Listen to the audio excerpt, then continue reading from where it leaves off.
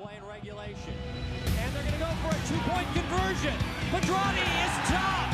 What a play by Ingram. In the 2018 Catholic Clash, it came down to a failed two-point conversion as Rockhurst edged Miege 14-13. What happens in 2019 between these two powerhouses? Find out next on Spectrum Sports.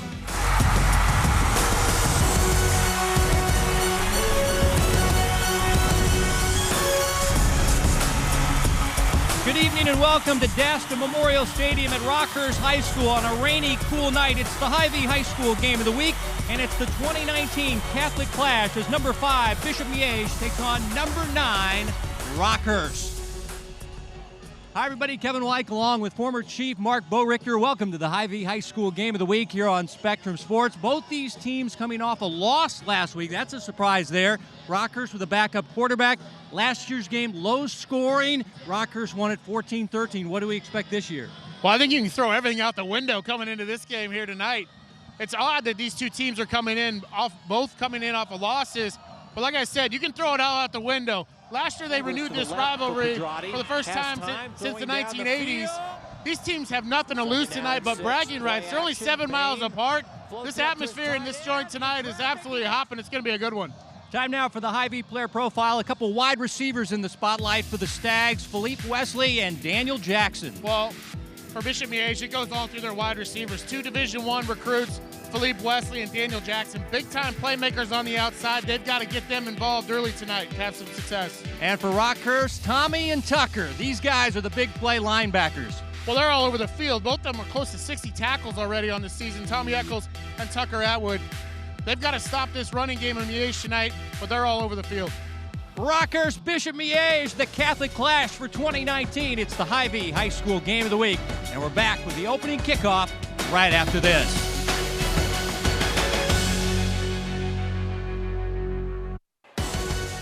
The Hy-Vee High School game of the week is brought to you by Hy-Vee, proud to support Greater Kansas City High School athletics.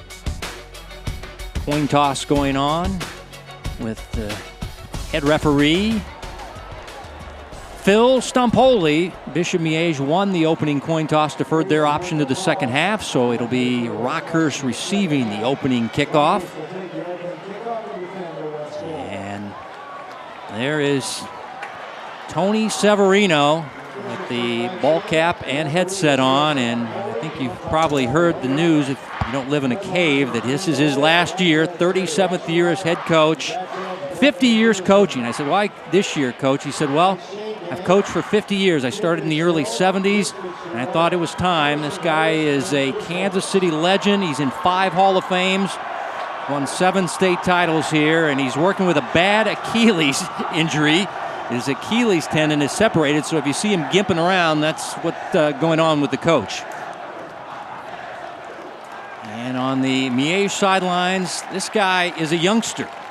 You got 71-year-old Tony Severino and 35-year-old John Holmes in his 8th year, but this guy's won 5 straight state titles, so he's off to a flying start in his coaching career, and you know John pretty well, Mark.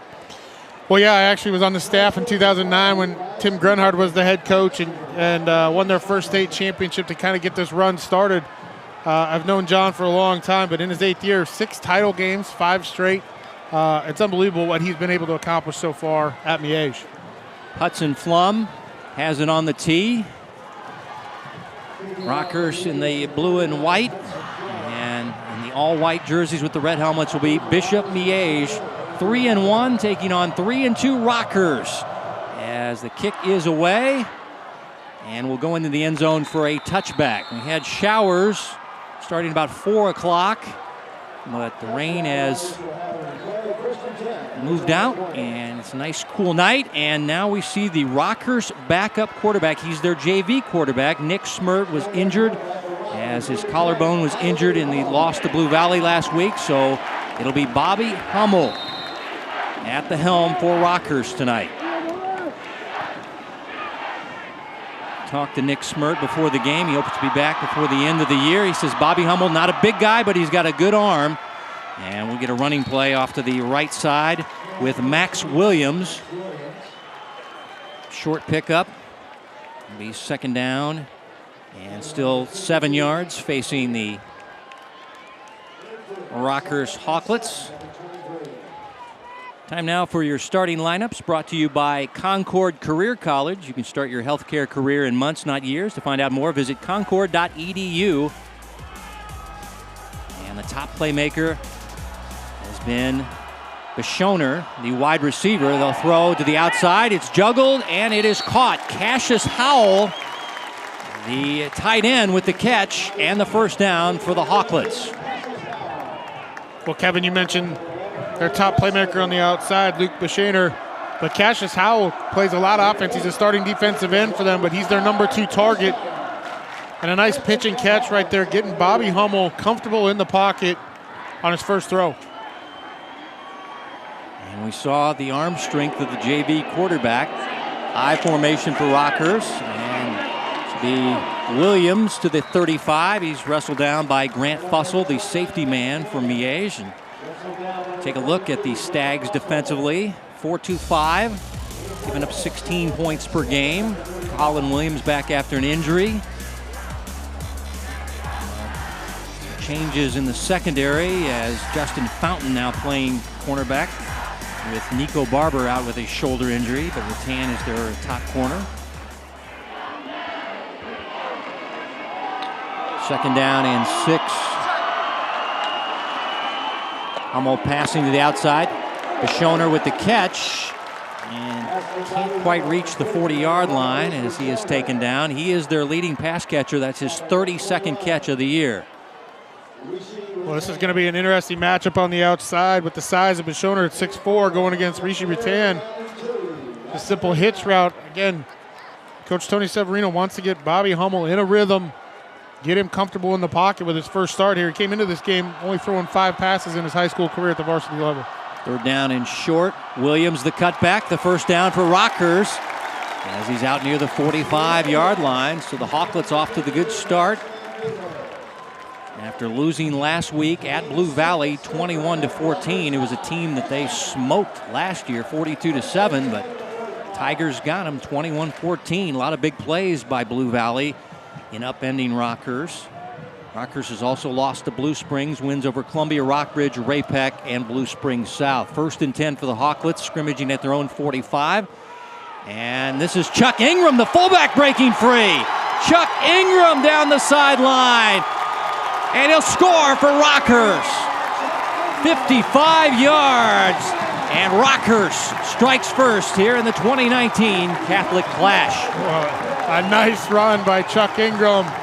And a great job up front by the offensive line of Rockhurst, sealing the edge, catching the defensive end from Miege inside, allowing Chuck Ingram to bounce it to the outside for the score. Great start for Rockhurst.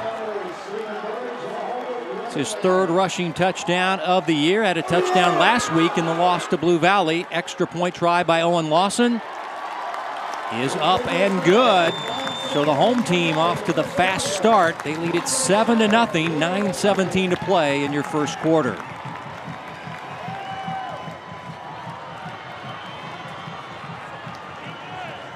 So watch at the top of your screen, a nice block right there by Quinn Roney, sealing the outside edge, allowing Chuck Ingram to break that to the outside and then hit the pay dirt. Again, a great start for Rockhurst. You see the block right there, bounces this outside, breaks a tackle, and then it's off to the races and nobody's going to get him. Exactly the start that Coach Tony Severino wanted to have here for the Hawklets to start this game. And if you were watching our clip at the beginning of the game, it was Chuck Ingram on that 2-point conversion try that flashed in front of Sam Pedrati and made him slip. And the 2-point conversion failed, leading Rockhurst to the 14-13 win.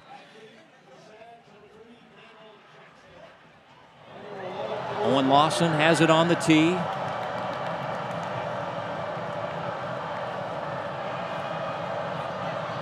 got a strong leg, and you don't see a lot of his kicks return, but this one will be from the 2-yard line.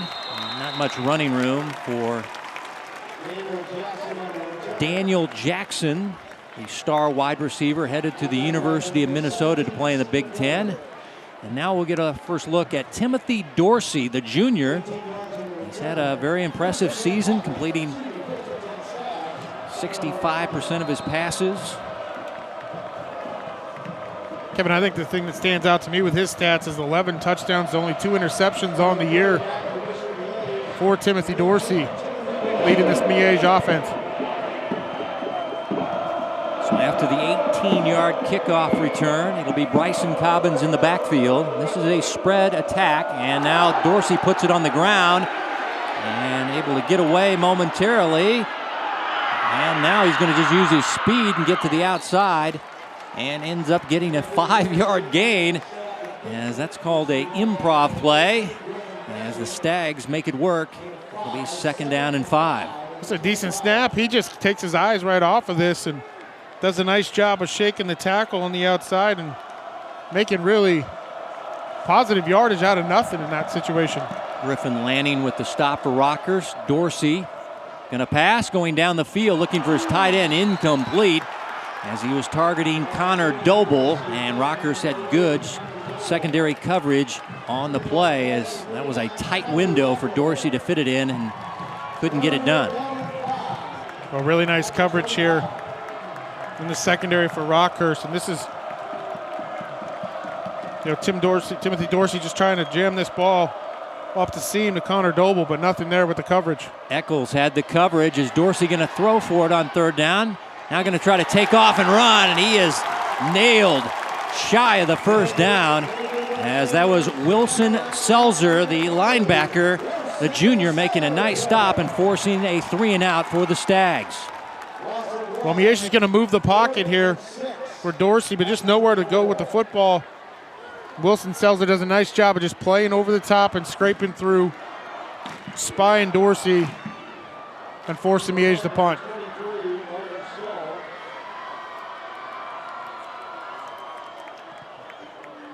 And the punter is Trenton Mandel. Krebs, solo safety, fielding the punt. Flag is down, and Krebs, after a 1-yard return, is down, and this may be backed up as an illegal block coming up on Rockhurst. Looks like a clipping foul on the Hawklets. We're going to see it right here. Right there's the push in the back, and puts his hands up like nobody saw that in that situation. So it's going to be that block in the back, and it's a 15-yard penalty here from the spot of the foul.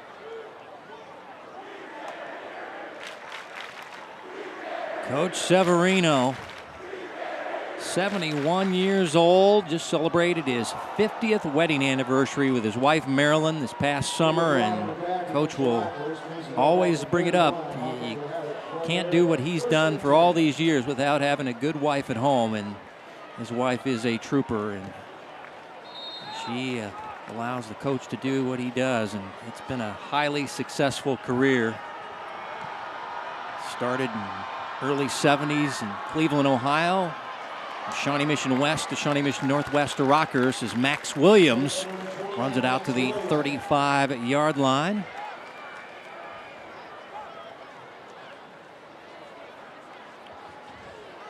Max Van Meter, number 52, probably been the top defensive player for the Stags this year. Leads the team in tackles for a loss, total tackles.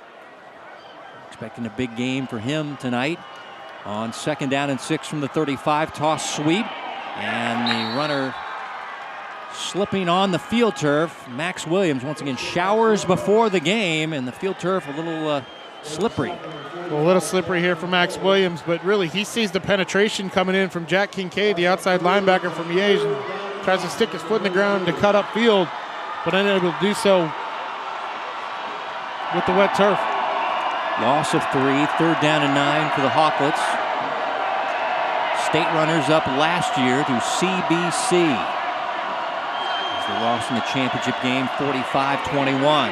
Hummel rolling, throwing low and incomplete, as he was targeting Bashoner, and Luke Bashoner could not bring that one in. He went down to the turf, but couldn't make the catch. It was a tough throw. Throwing against his body was Hummel, and it'll be a 3-and-out for the Hawklets. Well, it was a tough throw, rolling to his left.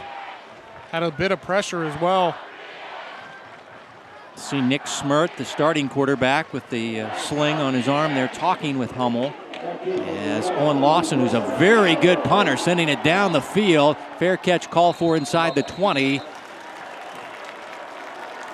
that was Philippe Wesley. Owen Lawson could get a scholarship as a kicker or a punter, but I was watching him punt before the game, and he gets a lot of hang time on those punts. Well, he does. It's a weapon that's nice to have if you're Rockhurst. Hit an absolute bomb and flips the field here, field position-wise, as Miege was coming after that punt. Now they're starting inside their own 20. Continue with the Concord Career College starting lineups for the visitors from Bishop Miege at 3-1. Lost last week to St. James Academy for the first time in their school's history. Here's Cobbins up the middle. And he'll get a couple of yards on the play, minimal gain. As we see Rockhurst defensively, their defensive coordinator in his 39th year, Eric Berg, the Rockhurst Hall of Fame. And it's a 4-3 defense, allowing 12.2 points per game. And their front seven is their strength with Eccles and Atwood. Throwing, and the ball is tipped, incomplete.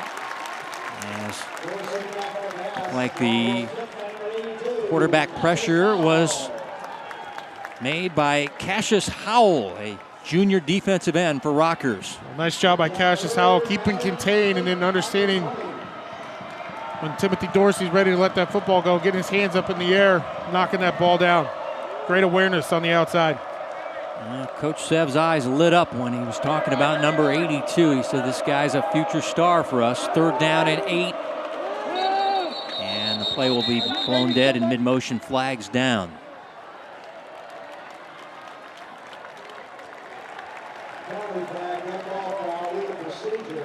Procedure penalty on Miege. Penalties a problem for this team. 122 penalties last year, and this year at 41 through 4 games. So they average about 10 penalties per game. So it's something Coach Holmes was worried about.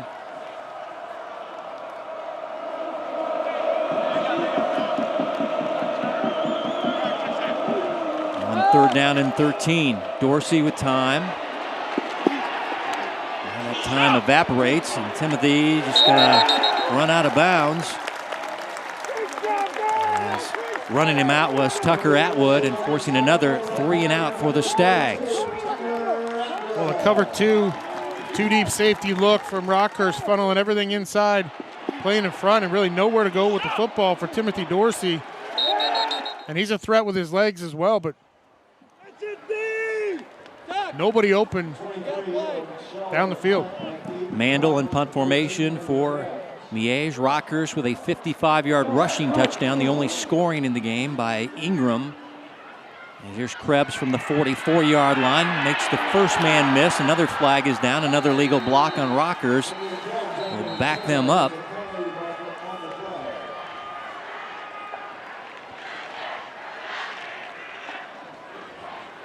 This one, legal block in the back. Another block in the back right in front of the official. This one really was unnecessary. Same guy, too. Yeah, didn't need to really even make contact there, as the returner was actually past the defender. Johnny O'Brien back-to-back illegal blocks on special teams. That will not put a smile on the coach's face. Although I got a chance to talk to the coach this week, as you see him frustrated with the penalty. He said, Coach, you know, why this year? But he just said 50 years, that's long enough. And I lost my parents early and a brother early, and I want to spend some time with my family. And this is Joe Leggio, tackled in the backfield, as that's Jack Kincaid. It'll be a tackle for a loss for the Miege linebacker. But Coach Severino, quite a career. Take a look at this nice play by Kincaid. It was a nice job by Kincaid of defeating the block of Bo Sprague on the outside for that tackle. But you talked, Kevin, about Coach Severino, 340-plus wins in his career, taking this Rockhurst team to 11 state title games. 7 state titles. Van Meter with the sack of Bobby Hummel all the way inside the 25-yard line. As the Stags fans doing a red out tonight, loving their defense right now here in the first quarter. Kevin, you mentioned earlier Max Van Meter's their best defensive lineman and most disruptive, and nobody blocks him on this play. He comes through untouched for the sack of Bobby Hummel. All the way back to the 22-yard line, leaving Rockhurst in a 3rd and a country mile. 3rd and 24.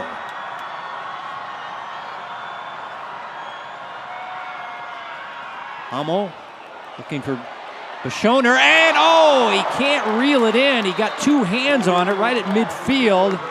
And as he spun around, he lost the handle. Incomplete. 4th and 24 now for the Hawklets. Well, I love this ball from Bobby Hummel. Throw this ball to the outside, up high. Let your receiver try to go make a play, and the 6'4" Bashoner just unable to come up with the catch. But that's a great throw in that situation on 3rd and long to the outside. Allow your guy to go up and try to make a play just off the fingertips and off the hands of Luke Bashoner. Owen Lawson goes to all those kicking and punting camps, and it shows he is an excellent punter. As this one called for a fair catch by Philippe Wesley at the 35-yard line. It was a 42-yard punt, no return, and we'll see if the Stags can get their offense untracked here. Early on, though, we've seen the Dorsey kind of having to scramble and improvise and not getting much done.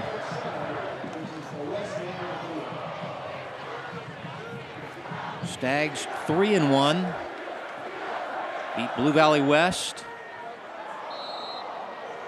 Blue Valley North, and Mill Valley, and lost last week to St. James Academy when they were leading 27-14. They ended up losing 28-27 on a Thursday night game that got moved up due to the weather on Friday. As another flag on the Stags. It really was a tough loss last week. The 1-point loss, as you mentioned, moved up to Thursday night because of the weather prediction on Friday to St. James Academy. A team they beat 45-0 last year, so Miege getting a little some of their own medicine, as this time Dorsey not having much time. Rockhurst putting a lot of pressure on him, and he got back to the original line of scrimmage, but again, not much going for this Miege offense, as it was Frazier that brought him down. AJ goes 6'2", 325. He's a junior. He's the man in the middle. The 2nd down and 15. And Cobbins up the middle finds a little crease out to the 35 for a gain of 5. Cobbins averaging over 100 yards per game, 5.6 yards per carry. First team all EKL running back, one of the strongest guys on the team. Well, Miege's first few possessions here, they've had penalties. Sacks have been the first possession to drop the snap on the opening play of the game. Been really inefficient offensively so far for Bishop Miege here in this first quarter. And 3rd and 10, going middle with the pass, incomplete. Looking for the tight end Mac Moeller, who was open, but the connection wasn't there, and it'll be another 3 and out for Bishop Miege. Well, I think Timothy Dorsey would like to have this ball back, because he had Mac Moeller on the post in between the 2 safeties wide open and just overthrew him. This Miege team averages 36 points per game, 371 yards total offense per game. So they can put up some points, but thus far being shut out, as now we get a timeout for Rockhurst. And special teams not so crisp tonight for Coach Severino's team, as you see him frustrated by them having to call a timeout. Had a couple of illegal blocks on punt returns. I don't think they had enough guys on the field. And you see the coach out there counting. All the guys were out there. As you take a look at the student section for Rockhurst in the Braveheart theme tonight. Well, it's never good when your head coach is out on the field counting the individual guys. Usually you've got somebody on the actual team, punt return team, special team itself in charge of counting to make sure you got 11, and going ahead and take a timeout to make sure they got enough guys on the field. Kevin, you reminisce back to last year in that 2-point play. Rockhurst actually only had 9 guys on the field during that play. And this punt by Mandel is kind of off the side of his foot, a very short punt. It checks up at the 34-yard line. So it'll be a 30-yard punt, no return. Let's go back to the 2018 Catholic Clash. And Miege had just scored, and they tried a 2-point conversion as their kicker was also their quarterback. As Sam Pedrati here would find Hudson Bentley with a long pass down the field. That made it 14-13. As in this first down run, not much doing for Chuck Ingram, who has the lone score in this game.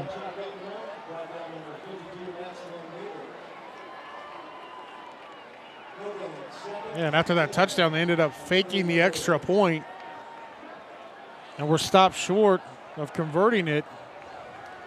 But they had Rockhurst's number here, as Rockhurst didn't have the right amount of personnel on the field. Yeah, just a quick pitch to the outside, and you see him slip right there and go down. But at the end of this, Rockhurst only had 9 guys on the field. A little end around to Bishoner. Luke going to cut it up. Get a nice gain out near the 38-yard line, a gain of about 5 yards. This is a guy that's fought injuries the last couple of years, and good to see him out there playing with health. It's just an end around to Luke. A lot of bodies inside as Miege was bringing some pressure. Rockhurst was pulling a couple of offensive linemen. Hummel did a nice job to get that ball in the pitch to Bishoner. Luke had over 100 yards receiving against Blue Valley last week, despite the 7-point loss on the road at Blue Valley. Hummel's pass is deflected, incomplete. Kincaid, the outside linebacker blitzing, got a glove on it. And it'll be 4th down and punting time for Rockhurst. Well, a great play by Jack Kincaid, getting his hands in the throwing lane. They were trying to hit Bishoner on a simple little tunnel screen outside to the wide receiver, and they had some space to run on the outside, but Kincaid gets his hand up, knocks this ball down. As you see the lane there, if Bishoner was able to catch that, for him to run. And Lawson sends it down the field. Fair catch called for at the 25 by Wesley. This will be a little bit shorter. 38-yard punt, no return, and now Miege still trying to find some answers on offense. This team is a little bit down offensively from last year. They averaged 45 points per game last year. This year, 36. They averaged 438 yards per game offensively. This year, 371. So this is a team that's taken a little step back as far as the offensive numbers thus far through a small sample size, 4 games. 1st and 10 from the 25 for Dorsey. Here's Cobbins, finds a crease, and there's Cobbins, and he'll have a 1st down as he goes for 11.5 yards for Bishop Miege. Here's a good start to a drive by Bryson Cobbins. Well, I think Bishop Miege has to get Bryson Cobbins going on the ground tonight to help set up their throwing game. He's an explosive athlete. He's been a 4-year starter for him, and you saw it on the last play, his explosiveness when they get him some space. Yeah, he played as a freshman at 1,300 yards and 23 touchdowns last year, but was limited by a hamstring injury. 2nd down and 7 facing Bishop Miege.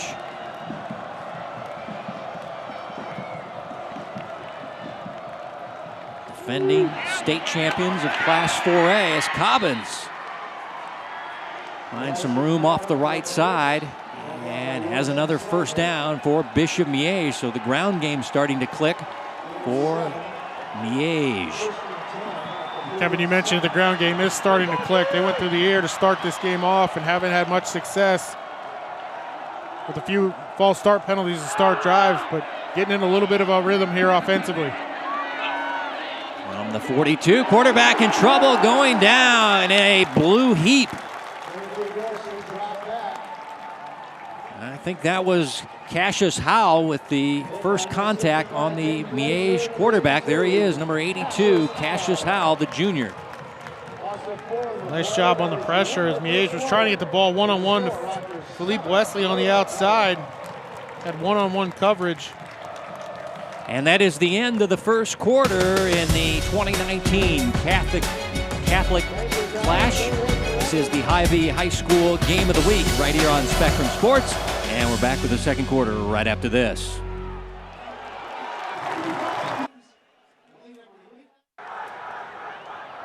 Big crowd here tonight at Dasta Memorial Stadium, 93rd and State Line in Kansas City. Rockhurst playing host to Bishop Miege. Both teams coming off a loss. Rockhurst, the lone score in the first quarter on a 55-yard touchdown run by Chuck Ingram, Kevin Wyke, and Mark Bowrichter, and our entire Spectrum Sports broadcasting crew as we begin play with the second quarter.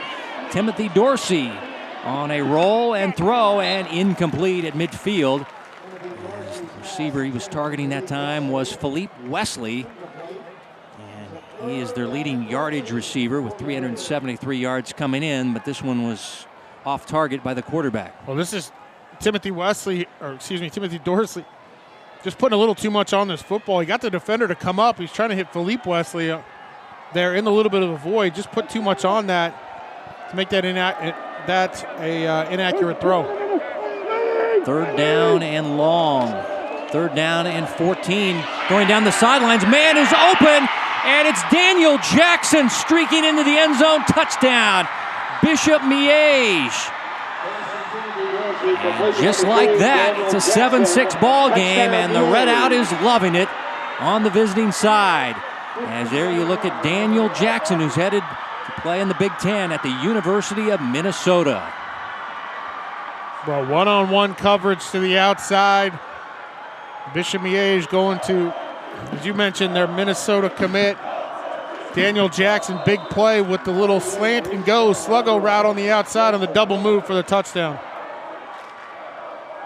Extra point try is blocked by Cassius Howell. The defensive end comes flying in. Look at that wingspan on that guy. He might take off from the field. As Cassius making a nice play, and it stays at 7-6 Rockhurst early second quarter.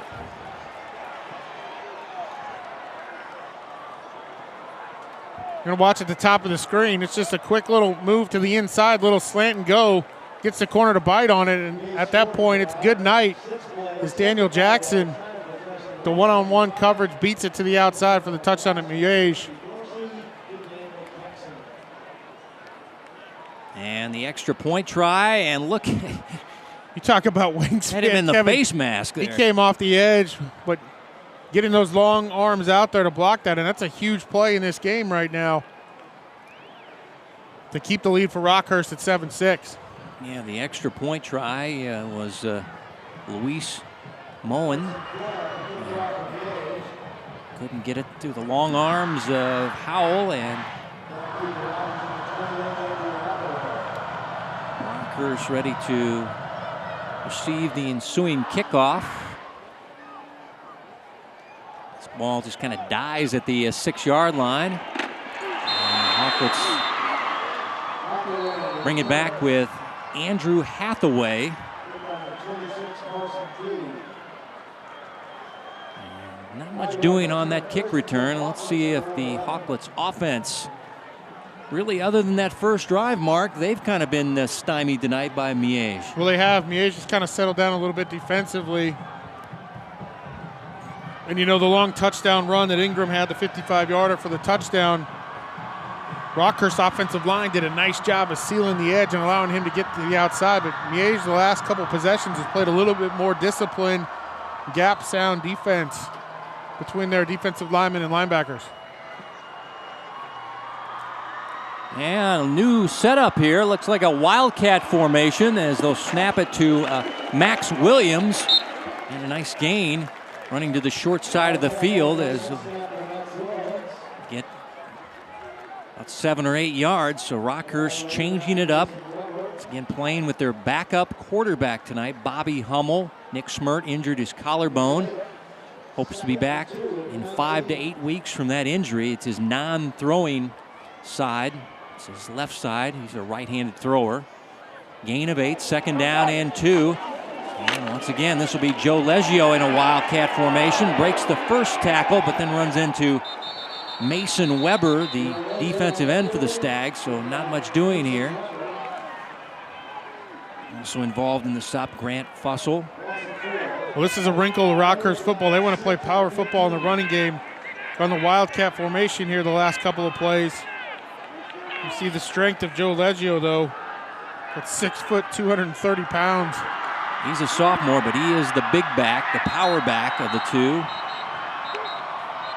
And now we'll get a second timeout for Rockhurst as the coach kind of limps out there. You saw the coach at Arrowhead Stadium, and you said he was throwing out a ceremonial first pass. So I'm going to talk about that. I did at the, I'm part of the Chiefs Ambassadors as a former player and alumnus of the Chiefs. And one of the things that we do is every single game there's a first pass, similar like a first pitch in baseball. And Coach Severino was honored this year at the last preseason game, and I had the fortune of being on the receiving end of it.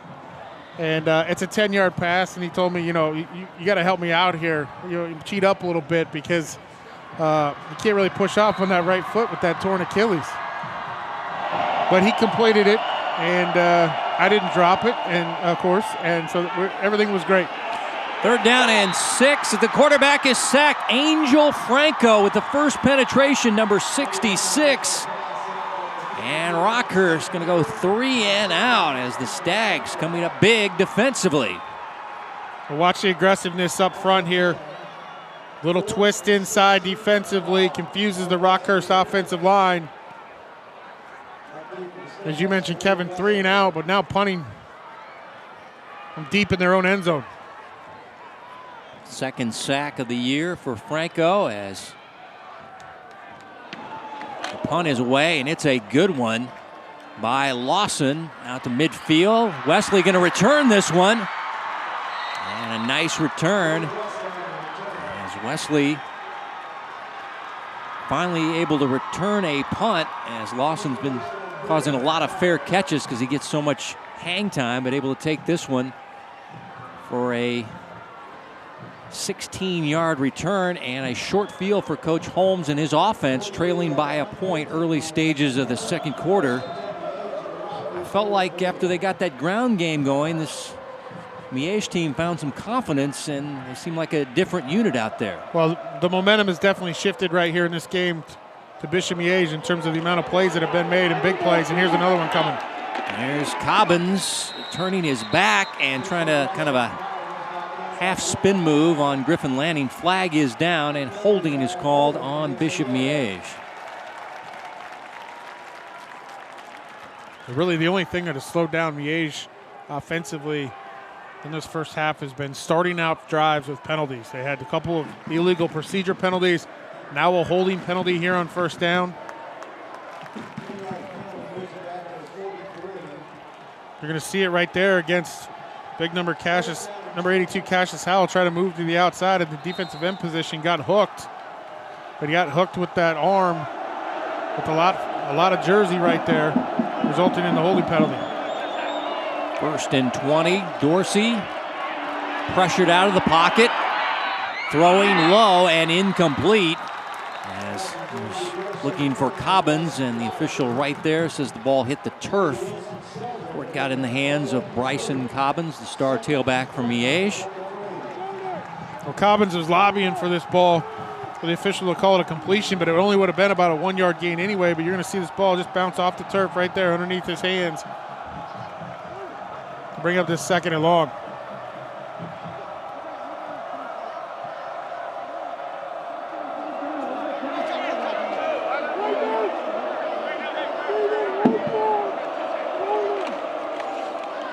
Inside handoff.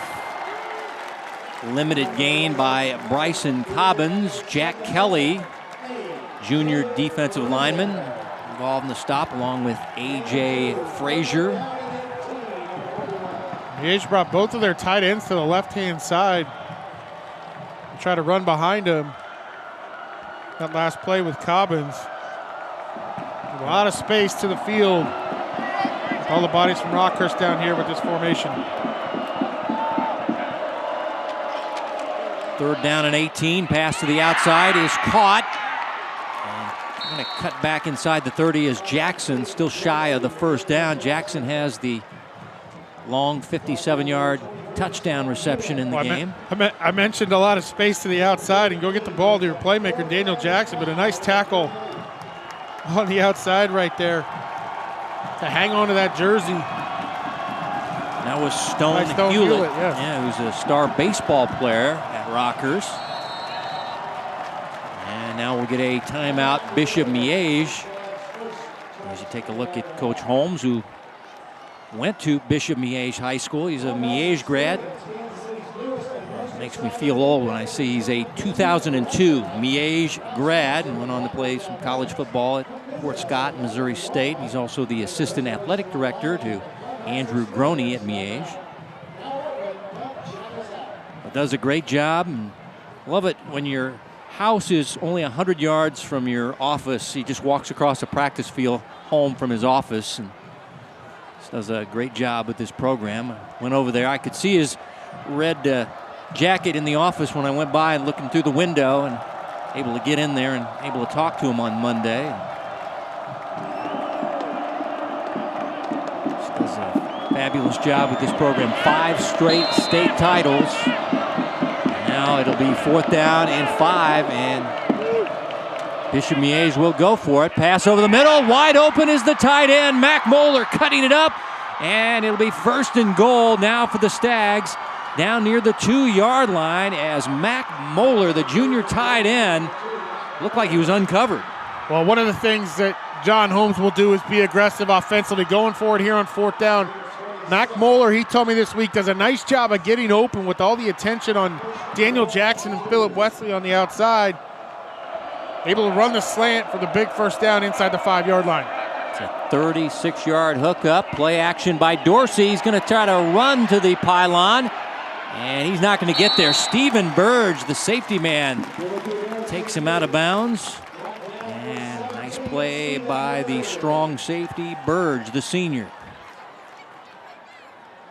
Well, Timothy Dorsey had a lot of space out here to get this ball into the end zone if you'd have left about a half second earlier, but tried to hang in the pocket and get the ball to one of his receivers to the left. Nowhere to go. And you mentioned it, Stephen Burge with nice pursuit in the secondary for Rockhurst. 2nd down and goal, and Cobbins into the end zone for a 2-yard rushing touchdown. So Miege goes up on top of Rockhurst at 12-7 with 7.5 to go before halftime.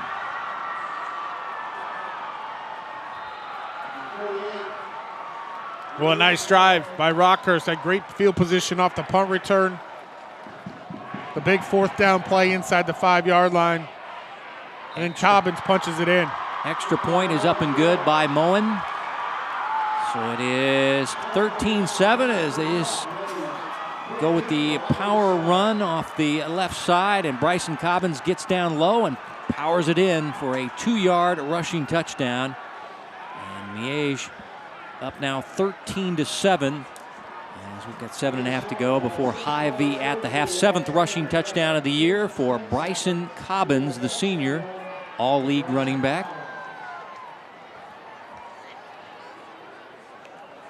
Well, nice job up front. We saw right there with that shot on the replay of Miege getting a little bit of push inside against the defensive line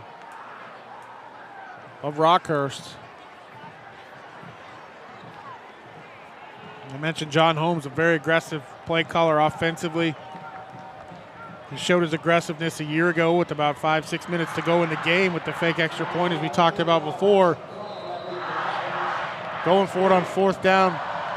And Mac Moeller with the big catch to set up that Bryson Cobbins touchdown. The back is Max Williams. Flum with the kickoff. And from the 4-yard line comes Max Williams for Rockhurst. Has a crease. The kicker's going to have to make the stop, and he does at the 42-yard line. Hudson Flum saving the day for Miege.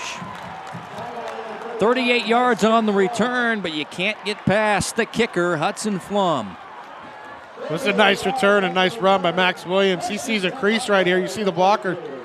All the pursuits going to the right-hand side, finds the open space, and then a nice job by the kicker, as you mentioned, in Flum to make the tackle. And then being a kicker has to run and pick up his tee afterwards. All in a day's work. 1st and 10 from the 42-yard line. First down pass by Hummel, and a sliding catch is made by Max Williams.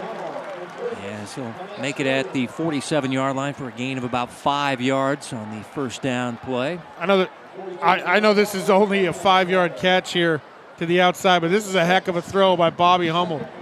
Sits in the pocket right here and takes a heck of a lick to the midsection. Takes a lot of guts to stand in there for the quarterback, who came in only throwing five attempts coming into this game. Well, he's the JV quarterback. I mean, this is his first start. I mean, he's seen limited varsity time and shown some pretty good poise out there. Tried to dump off a screen to Ingram, and the Stags had that one sniffed out. And now it'll be 3rd down and 4 facing Rockhurst. Tough assignment here for a junior. I asked Coach Severino about him. He said he's a solid quarterback, but he can't win it by himself. So, he's not a Nathan Shieldhouse by any means. Rockhurst has had their share of great quarterbacks. TJ Green, most recently as well. This guy's got to get some help, everybody around him. But talked to Nick Smirt, the starting quarterback who was injured, said he's got a good arm as they go with the draw play, and does not fool the Stags defensively as Max Williams is stopped shy of the first down. And it'll be 4th down and punting time as another nice play by Van Meter, who's having a great season and a great night. Well, Miege, the last couple of possessions, bringing a lot more pressure now on Brody Hummel. I like the call on the draw play right there. I really do. You try to take advantage of the aggressiveness of the defense. But Jake Welsh did a nice job in there just getting. And a fake. And the punter going to take off. Owen Lawson, and he stopped short. As that was Jaden Stevenson, the junior defensive back, stayed home and able to stop Rockhurst, and they will give up the football on downs at midfield to Miege, and the team in red with all the momentum right now. Well, they get the look that they want on the outside and get a pretty decent block. Until he sheds it, just unable. Jaden Stevenson right there, as you saw, was actually blocked and pinned inside, but did a nice job of fighting that off, or that's a 1st down. The Rockhurst had the look they wanted down to the right-hand side to run that fake.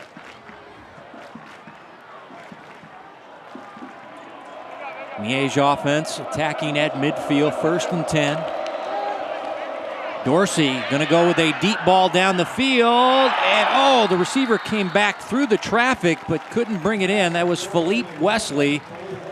As some good coverage there by Stephen Burge, but I like the adjustment by Wesley and nearly had the catch. Well, nearly had the catch, and as you mentioned, comes back through the defender. But Stone Hewitt did a nice job of staying with that and keeping his hand inside the hands of Philippe Wesley there to negate that catch. Pistol formation. Cobbins going to try to step it to the outside. And nice play of running him down there was Johnny Pacuzzi, the defensive end for the Hawklets. Pascuzzi did a nice job. Talk all the time about setting the edge. Does a nice job right here setting this edge and then allowing his speed and pursuit to bring Bryson Cobbins down. That's a nice play right there by Pascuzzi.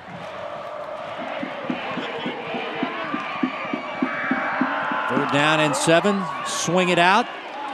And Cobbins breaking a tackle. Cuts it back. And he'll have a Stag first down. as Bryson Cobbins, who just scored the last touchdown, showing off his receiving skills. And Bishop Miege gets another first down. Well, Cassius Howell wants this one back as he's in position to really kind of make the play, but the speed of Bryson Cobbins getting the edge and moving the chains for Bishop Miege. 1st and 10 from the 36-yard line.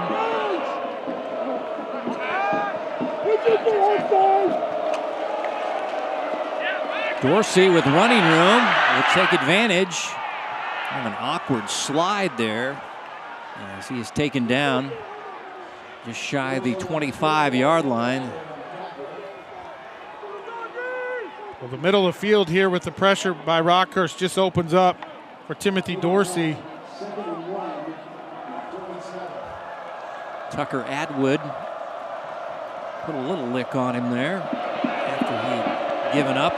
Gain of 9. And inside a running play. Not much, but it's enough for a Miege first down.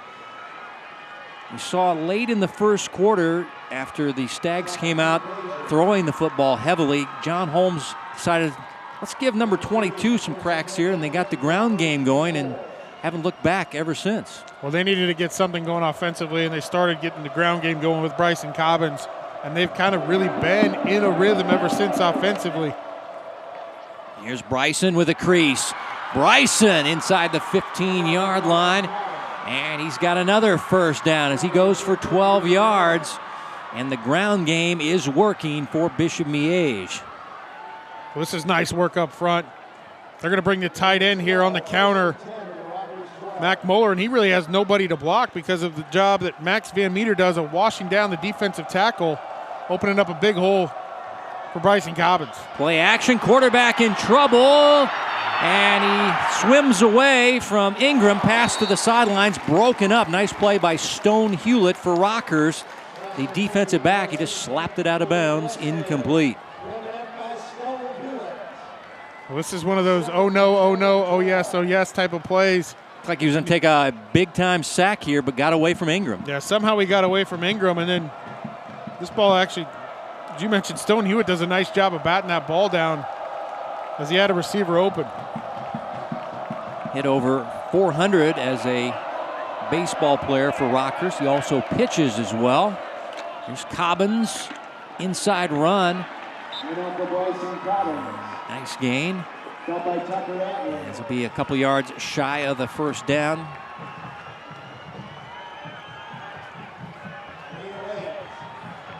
It's going to be 3rd down and short.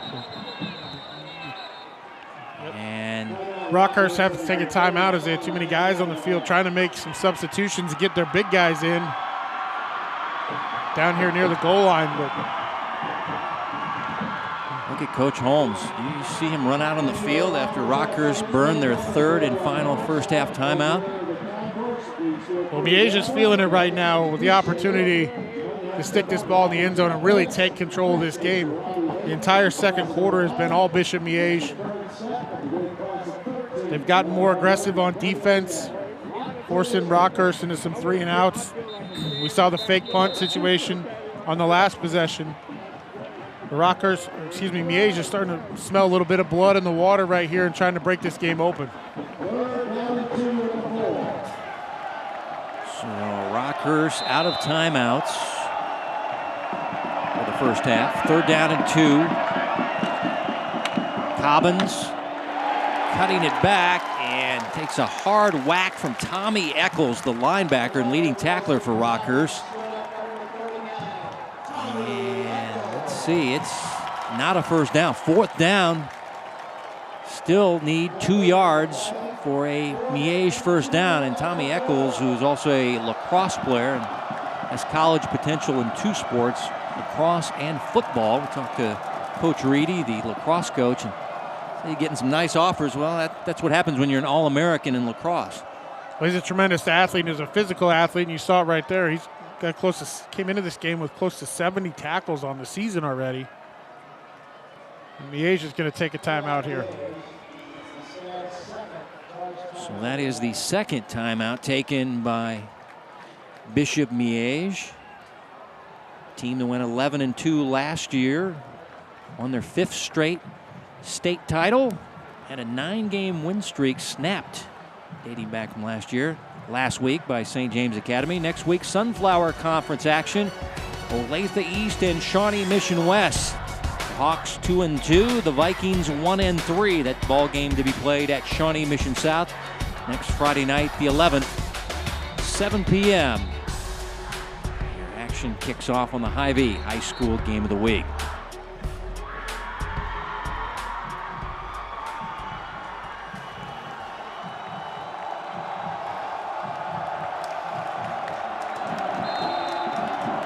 Well, 1 for 1 is Miege on 4th down conversions for the season. They're 44%, and they will go for it as they go empty. And they'll pass near side and through the hands of Wesley, incomplete. Coverage by Bishoner, and Rockhurst will take over on downs. Well, nice coverage by Bishoner on the outside. Really had the size advantage there, one-on-one. At Philippe Wesley, what they wanted to do, send 4 wide receivers to the top of the screen, isolate them one-on-one. Little fade stop route to the outside, but when you got a 6'4" defensive back out there on there, makes that a little much more of a mismatch than what you were looking for offensively. Nice job by Rockhurst to recognize it. Nice play by Bishoner to knock that out and keep Miege out of the end zone. Rockhurst taking over deep in their own territory from the 4-yard line. And they'll throw out of their own end zone down the field, and the pass going to be intercepted at the 35-yard line as the Stags are really ready for this long pass down the field. And stepping in front, Rishi Rattan, as he gets his 3rd interception of the year. He leads Bishop Miege in this category. He just had great inside position on Bishoner. Well, he did, and he's only 5'9" on the outside, and we talked about Bishoner being 6'4", trying to take advantage of the matchup.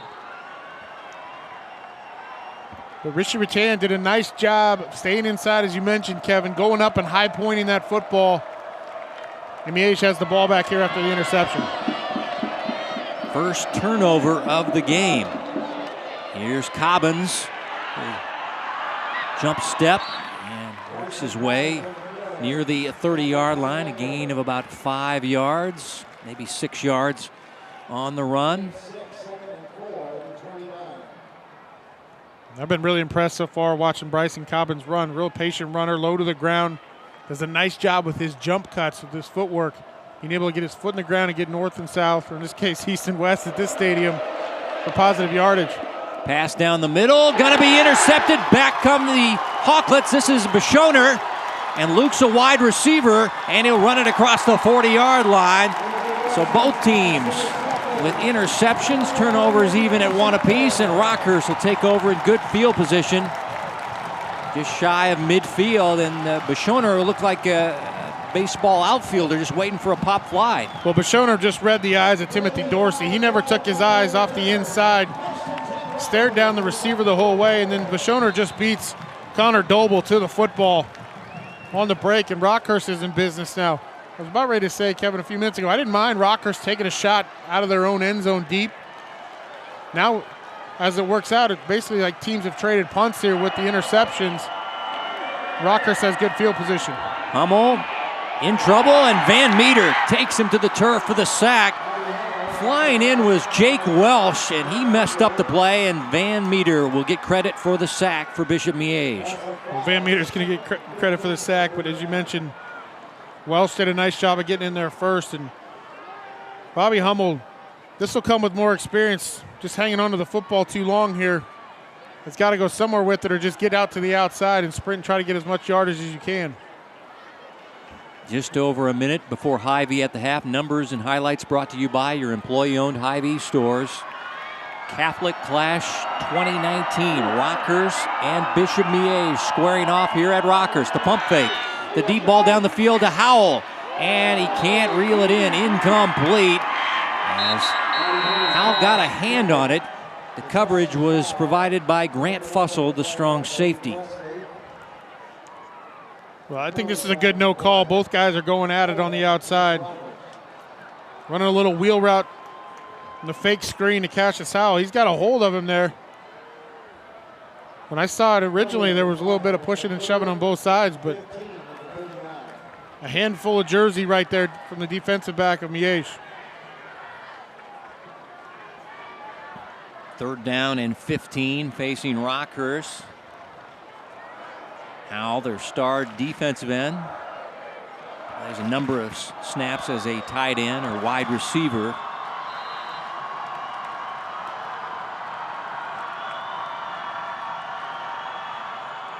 Draw play, and this is Leggio, and he'll get it to the 41, and that is it. Tyquez Agnew-Witten, the safety man, comes up from the secondary and makes the stop.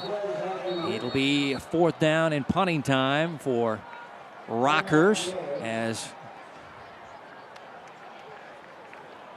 Miege is going to take their last time out here and get the football back. John Holmes isn't going to leave anything on the table when it comes down to opportunities for his team, but defensively, Miege has become a lot more aggressive here in the second quarter. Starting to bring a lot more pressure and then relying on the linebackers and the safeties, as you saw right there. With Tyquez Agnew-Witten coming up and making the play after the initial pressures there. it's a tough week for Bishop Miege as they lost a student this week as sophomore Mackenzie Cowan passed away due to brain cancer. She had a long fight with the illness.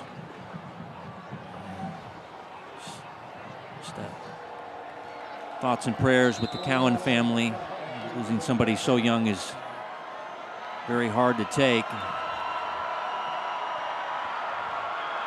As it'll be 4th down and 13, and Lawson, this off the side of his foot. This was his worst effort of the night. And it'll be good field position. Still time for Bishop Miege to maybe get some more points. They have a long touchdown pass to Daniel Jackson of 57 yards and a short touchdown run by Bryson Cobbins.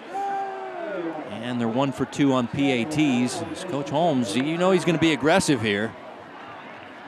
I don't feel like a kneel down on the football and let's go to the locker room is.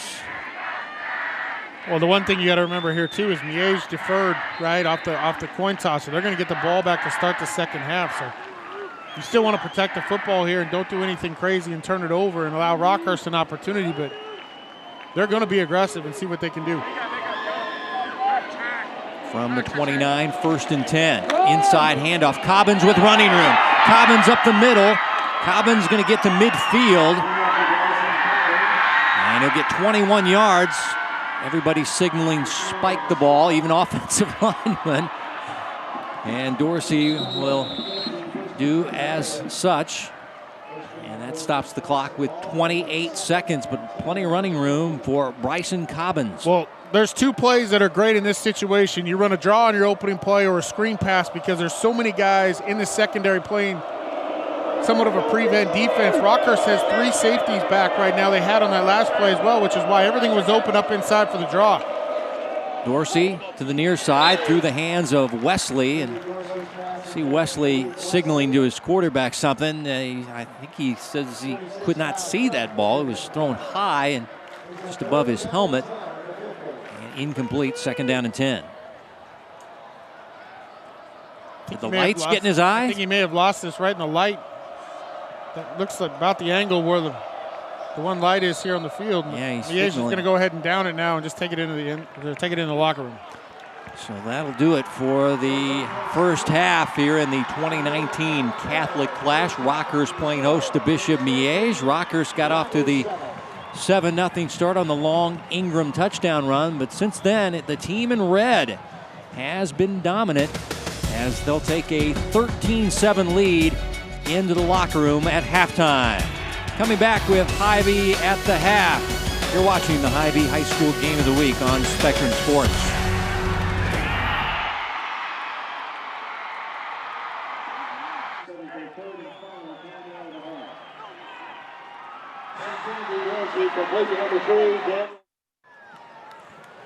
Hy-Vee at the half continues for a big crowd here at Dasta Memorial Stadium. Let's get your Hy-Vee first half highlights.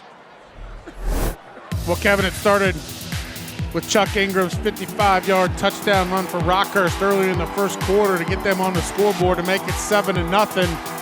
and get the home crowd into it. And then Miege answered with the slant and go route to Daniel Jackson, getting behind the coverage to make it 7-6, and it stayed 7-6 as Cassius Howell blocked the extra point, and then Bryson Cobbins with the run-yard run. That was after the 4th down conversion for Miege. Rockhurst with the fake punt attempt was unsuccessful. That led to this drive, a 4th down attempt for Miege that was broken up, and then we traded interceptions here at the end of the first half. First interception by Miege, and then a couple plays later, turn it back over and throw an interception the other direction. And that's where we're at 13-7 here at halftime. Hy-Vee first half numbers. Not much passing on the Rockhurst side. Of course, they are playing with their backup quarterback. And there you see time of possession close, penalties close. I mean, the stats very close. Other than as far as the passing yards by Miege, that's really the big difference there. Well, and 55 of those 77 rushing yards come off the big touchdown for Rockhurst to get the scoring started. I think the thing that stands out to me, 3rd down conversions, both teams, Miege is at 2 of 7. Those were early on in the first quarter when they were struggling because they had the penalties. But Rockhurst has been 1 of 7 here in the first half. They've got to get something going and start sustaining some drives and get into a rhythm. But you got to give credit to Miege's defense. They got more aggressive in the second half, bringing linebackers from the second level and putting a lot of pressure on Bobby Hummel, but then also stopping that running game with that pressure and bringing those blitzes as well. Halftime score, Miege leading Rockhurst 13-7. We're back with the third quarter and the second half of the Hy-Vee High School Game of the Week right after this.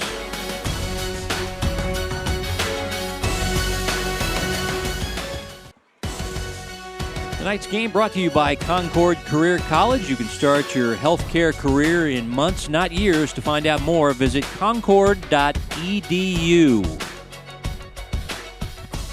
Ready for the start of the second half. Bishop Miege won the opening coin toss, deferred their option to the second half, so they're going to get the third quarter kick. And they got their ground game going with this guy right here, Bryson Cobbins, the senior, with a big first half for the Stags. Bryson Cobbins did have a big first half for the Stags once they finally decided to give the football to him near the end of the first quarter, and I think he's the key for this offense. If they can get him going in the running game, it takes a lot of pressure off Timothy Dorsey in the passing game, and they can really open it up. But they started giving him the football, and he's got close to 100 yards here in the first half to the first half. There you see his night through 2 quarters, almost 100 yards. He averages 107 yards per game rushing, but when you look at the stat sheet from last week's loss to St. James Academy, he was really held in check. The overall Miege running game was null and void. Timothy Dorsey threw for over 300 yards, but they could not run the football, and I think Coach Holmes made that an emphasis, especially in the second quarter. He really got his ground game going, and that really kind of stemmed the tide. And they lead it 13-7, but still 2 quarters of football to play. As Coach Severino in his final season, tell you what, he said he's been getting a lot of emails from coaches and fans. It's been a great time. He got a nice reception at Blue Valley last week. But I don't think he was such a happy camper in that locker room talking to his guys at halftime. No, he's not happy. And, they had on their first 2 punt returns, blocks in the back. That's uncharacteristic of how they want to play football in terms of being extremely disciplined. But as it turns out, they're only down 13-7 here as we get ready to start the second half. Philippe Wesley awaiting the kickoff from Owen Lawson, who does it all. Kickoffs, PATs, field goals, and punts. And this one is deep and will be a touchback. This will be 1st and 10 from the 20-yard line for Timothy Dorsey and the Miege Stags.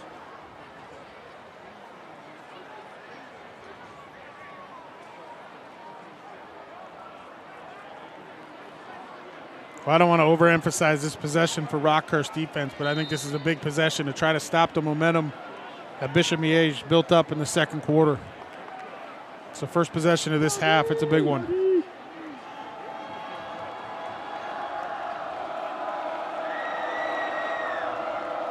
Cobbins not getting too much. Chuck Ingram sealing the edge for a short run for the Stags. Be second down and 8 facing Bishop Miege.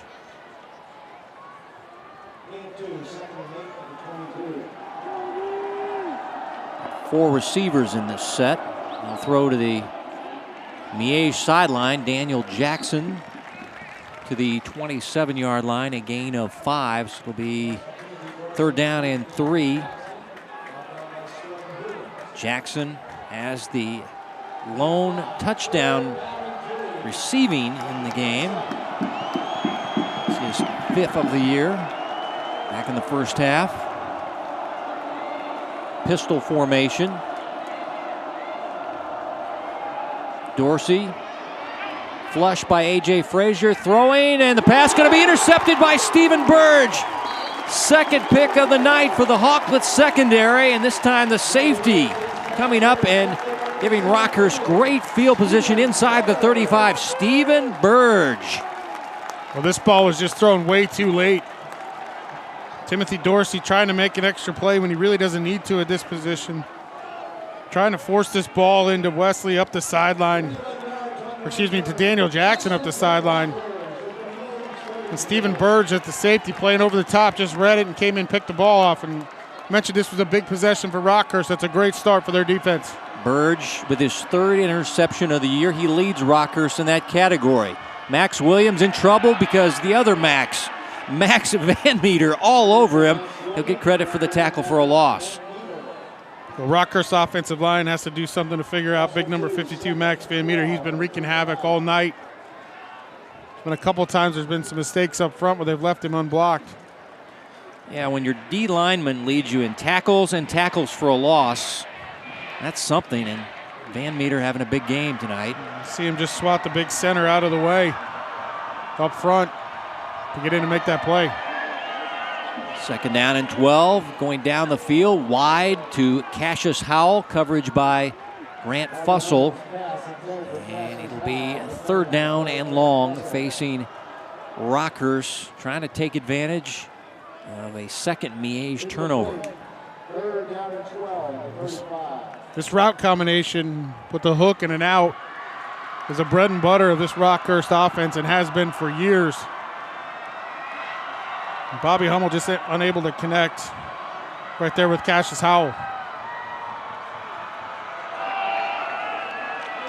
Hummel steps and throws low, and it is incomplete again, looking for the same target, Cassius Howell. And Coach Severino frustrated. Once again, playing with his backup quarterback tonight. Nick Smirt was injured his collarbone against Blue Valley, so this is the JV quarterback forced into action tonight. Well, he's throwing this ball to the outside to Cassius Howell, but this ball really needs to go inside to Luke Bashoner, who was open initially. Didn't look like it right there on that replay a little bit because the safety was coming over, but he was open on the hook route. That's got to go inside to your big wide receiver who's 6'4". Rockhurst going to go for it on 4th and 12. Quarterback stepping up and going to try to run for it, and not going to come close to the first down as Jack Kincaid there. Also Connor Doble. So Rockhurst will give up the football on downs, and they can't take advantage of the Burge interception. Rockhurst is basically ran the same 3 plays in a row, trying to get the ball in the hook and out route, nowhere to go. Hummel picks up a block, but then Connor Doble with the pursuit puts a big hit. He got 6, needed 12. Miege has the ball back as they'll scrimmage at their own 29-yard line, leading 13-7 here in the third quarter. Quick pitch to Cobbins. Cuts it back nicely, and he's across the 35 for a nice first down run. Cobbins will have over 100 yards rushing after that tote.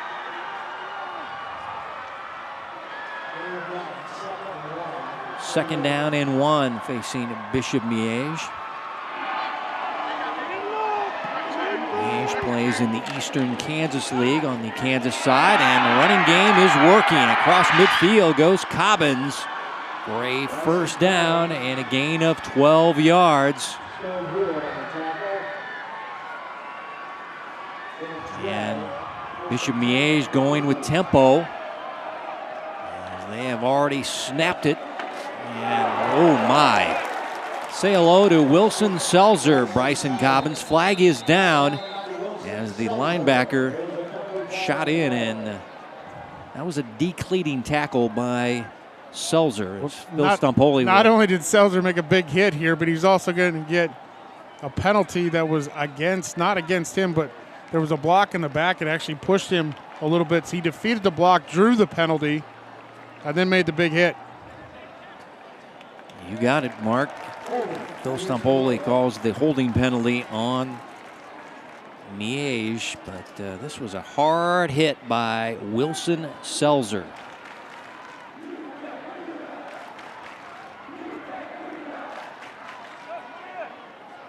Right there, the little hook by number 3, Daniel Jackson, was where the flag comes in here right toward the end of the play. That was it.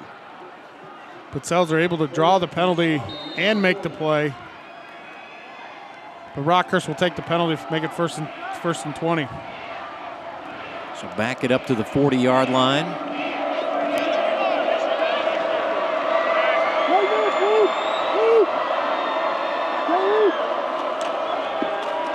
Dorsey steps and throws, and he finds his man. And that's Daniel Jackson breaking free, and he'll take it to the house. Missed tackles by Rockhurst will cost them, and that's the second receiving touchdown of the night by Daniel Jackson. He goes over 100 yards. This one going for 60, and the Stags fans loving it here at 93rd and State Line. Well, Kevin, you hit it on the head. They ran a simple smash concept with the corner out to the outside. The receiver inside ran a seam to hold the safety. And Timothy Dorsey hit him in the window, and the rest was Daniel Jackson breaking tackles. Extra point is good by Moen. And big play, Daniel does it again. You're going to see the corner route right here in the void, and then Daniel Jackson breaks 2 tackles. There's the third, and he's got some wheels. You've got to put a body on him. He's going to run right through it with his strength and speed, and you saw how he can hurt you after having the football in his hands for the 60-yard touchdown catch. So he's got 1 for 57, 1 for 60. And he's headed to the University of Minnesota to play college football as a wide receiver. Now has 6 receiving touchdowns on the year. Wesley has 5, so this duo of Wesley and Jackson, lethal.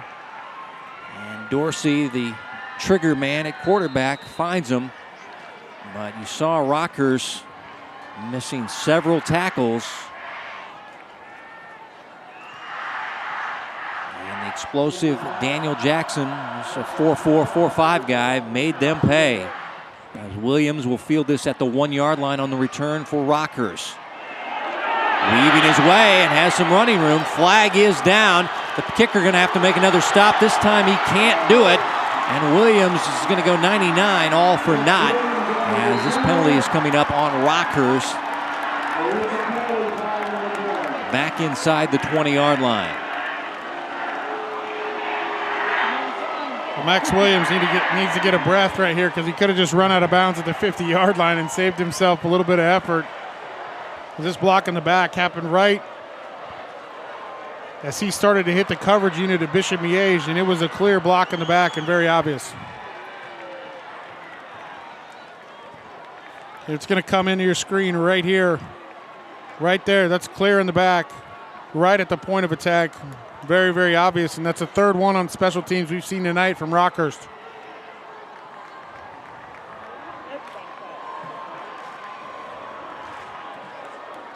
So instead of that being a 99-yard touchdown, Kevin, as you mentioned, this ball is going to be inside the 10-yard line, or right at the 10 approximately. Just inside the 10 at the 9-yard line to start for Rockhurst.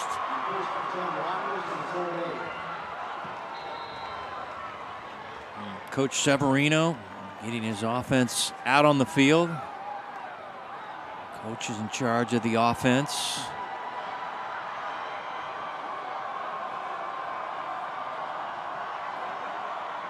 Spotted at the 8-yard line.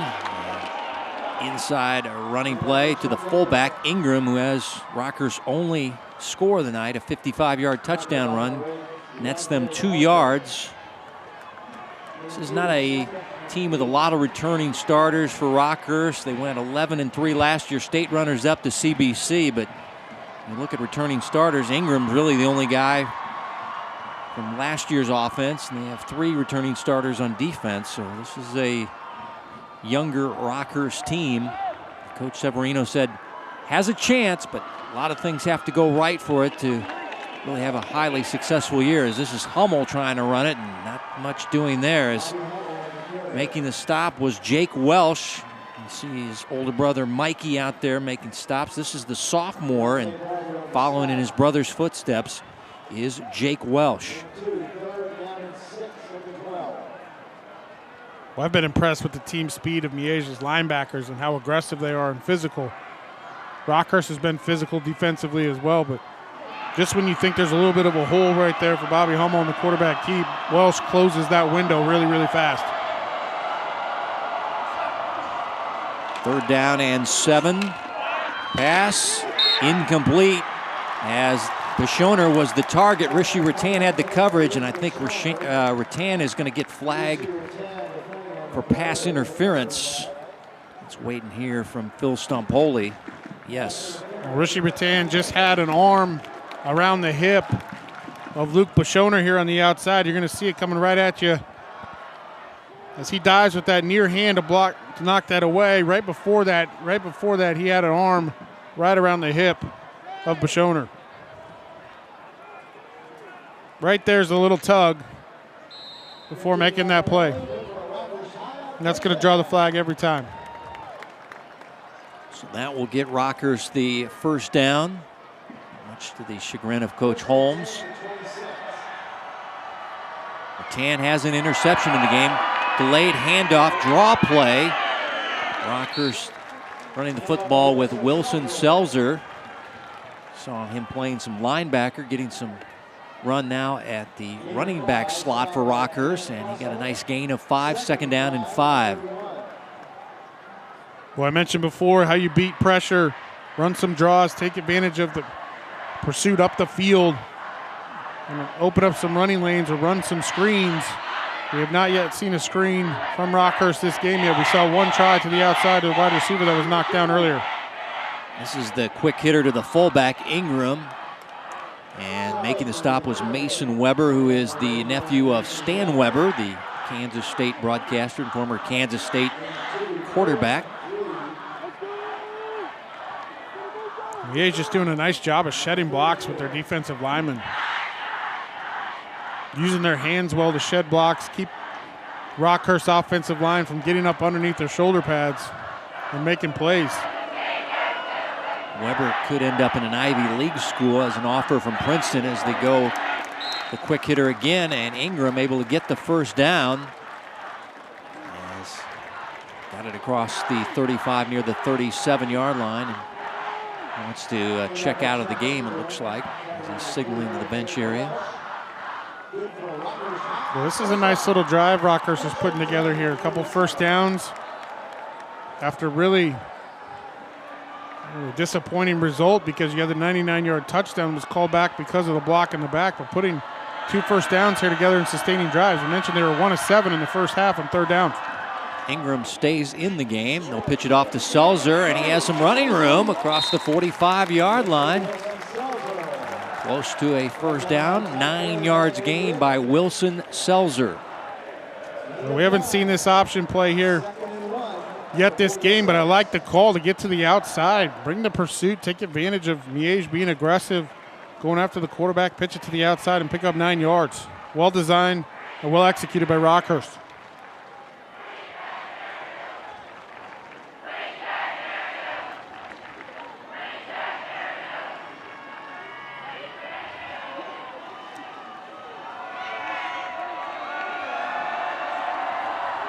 Second and short, play action. They want the deep ball. Down the field for Bishoner, and it's going to be nearly intercepted as Miege had two players in the area. Justin Fountain had the best chance at it as it slipped through his palms, incomplete. Well, just a two-man route, a lot of protection, max protection inside here to give Hummel an opportunity to throw this ball down the field. Up to your big 6'4" wide receiver. A lot of contact, but it's incidental as both the defensive backs and the receiver have a right to the football.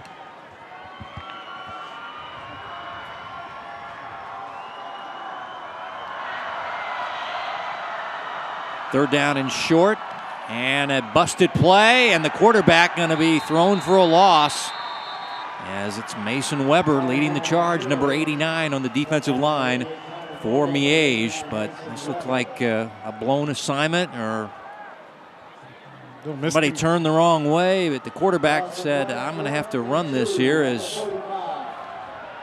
things aren't looking good, and Weber just grabbed him, threw him for a loss. It'll be 4th and 2 from the 45-yard line facing Rockhurst. We saw him go for it last time on 4th down, and Miege stopped him and took over on downs.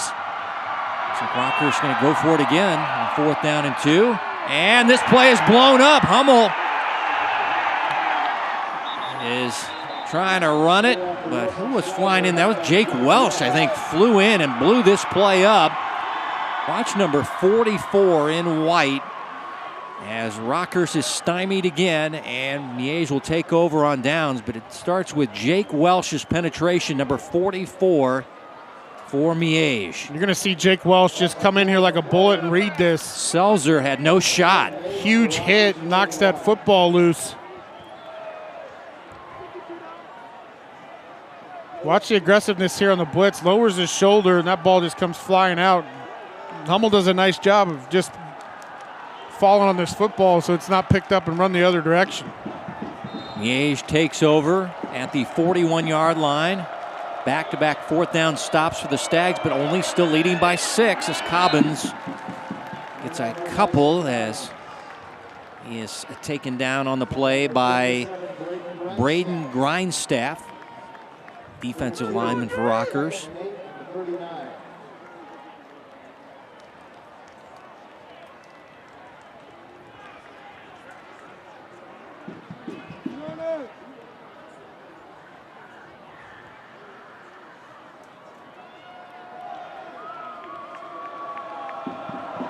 Bunch formation to the quarterback's left. Giving off to Cobbins, trying to get a block from Moeller, cutting it up nicely, showing that good patience and good vision as he takes it inside the 35 for a gain of 6 yards. It'll be 3rd down and short facing Miege. We touched on this earlier, but Bryson Cobbins' patience here running this ball, letting the pursuit and letting his blockers create a hole for him and then sticking his foot in the ground in the zone and getting up in the hole. Nice patient run by Cobbins. And Cobbins will run for the 1st down, over 100 yards and a rushing touchdown for Bryson Cobbins, the 4-year starter for Bishop Miege. Yep.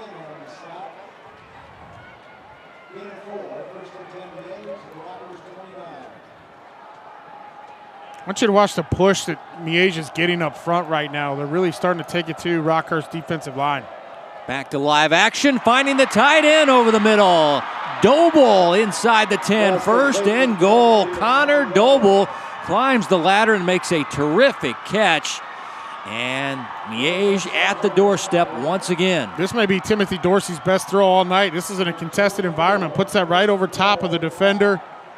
Drops it in the bucket to Connor Doble. That's a big play and a great throw by Timothy Dorsey. 24 yards, 1st and goal, and we got flags down before the snap.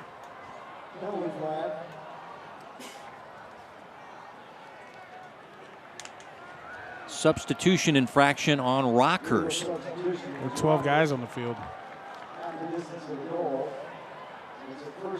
Be a half the distance penalty.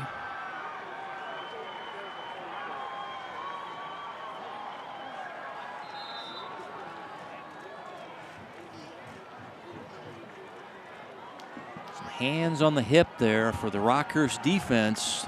That is Tim Glazer, one of their returning starters. So just outside the 2. And it'll be a cutback run by Cobbins as he's taken down by Griffin Lanning, the safety man. He plays the free safety position. Nice stop by number 15.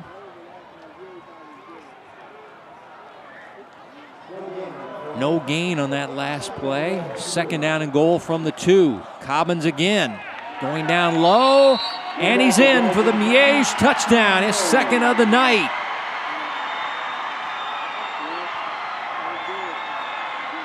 And again, it's a 2-yard touchdown run by Cobbins, who now has 8 rushing touchdowns on the year. Gets a big hug from his head coach. He's got over 100 yards rushing on the night.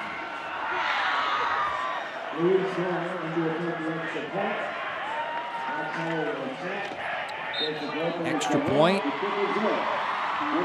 Right down Ward Parkway. And it is good by Moen. And Bryson Cobbins is the star tonight for Bishop Miege on the offensive side. Gets his second touchdown of the night.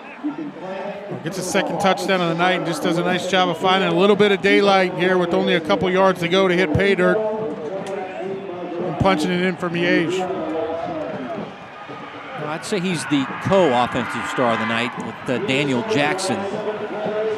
He and Jackson have 2 touchdowns each. Well, the big 4th down stop by the Miege defense on the hit by Jake Welsh led to that 41-yard drive. And Bryson Cobbins is having himself a night. 23 attempts here for over 130 yards and 2 touchdowns.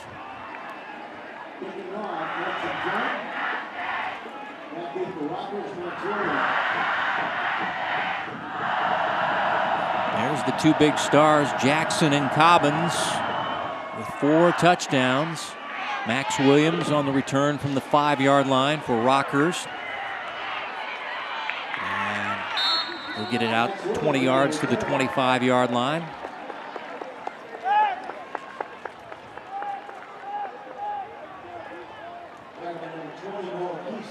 Hawklets scored on their first drive of the night. It's capped by a 55-yard touchdown run by Chuck Ingram, but since then, the offense not been firing on all the cylinders. And again, you're wondering where the starting quarterback for Rockhurst is. He is not playing tonight, injured with a collarbone injury, Nick Smirk. So they've got their JV quarterback, backup quarterback, and the backup is going down, and it's Van Meter who's continued to wreak havoc on this Rockhurst offense.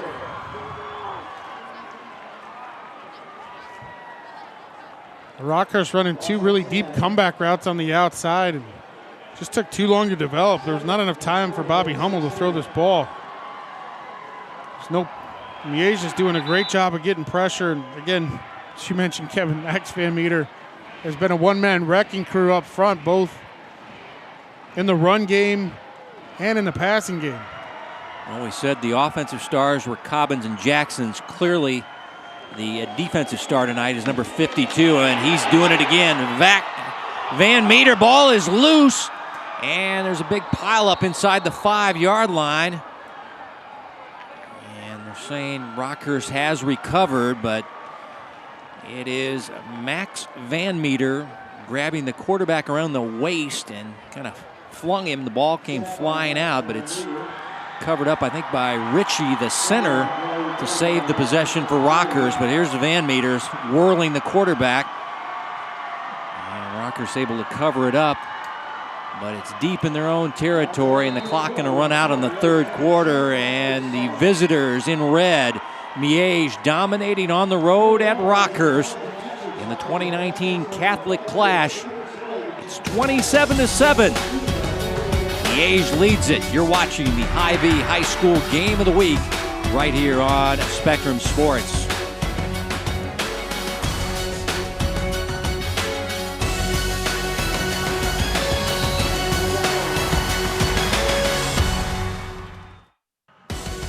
The Hy-Vee High School Game of the Week is brought to you by Hy-Vee, proud to support Greater Kansas City High School Athletics. We're at Rockhurst tonight, Dasta Memorial Stadium, and your Hy-Vee scoring by quarters. Rockhurst scored first, but then 27 unanswered points by Miege. As we start playing the fourth quarter, it's 27-7. The visitors from Bishop Miege trying to get a win in the Catholic Clash. Rockhurst leads this series 22-16-1. Miege has not won a game in this series dating all the way back to 1972. So this would be a big win. Tony Severino has never lost to Bishop Miege, so there's a couple of big notes as Bobby Hummel trying to avoid a safety. And he'll scramble out of the end zone, but not much doing to the 5. Doble makes the stop, and it'll be a 3 and out. And a tough night for the backup quarterback, Bobby Hummel, in a tough situation, really. I want to give him a lot of credit. He did a lot of work to save them from getting a safety right there in that situation, and he's taken a lot of hits tonight, a lot of big shots. But a tremendous effort by Bobby Hummel right there to get out of the end zone, save your team from getting a safety. I know you got to punt it away here, but that's a big play. Low snap, Lawson, end over end punt, and a running catch is made by Philippe Wesley as he hits the deck near the 42-yard line. But the star on the defensive side for Miege tonight wears jersey number 52. His name is Max Van Meter. Well, he's been a one-man wrecking crew all night long. They're trying to pull some guards and trap him a little bit. He's beaten that. He's beaten double teams, a relentless effort, and then he's finishing plays with his physicality as well.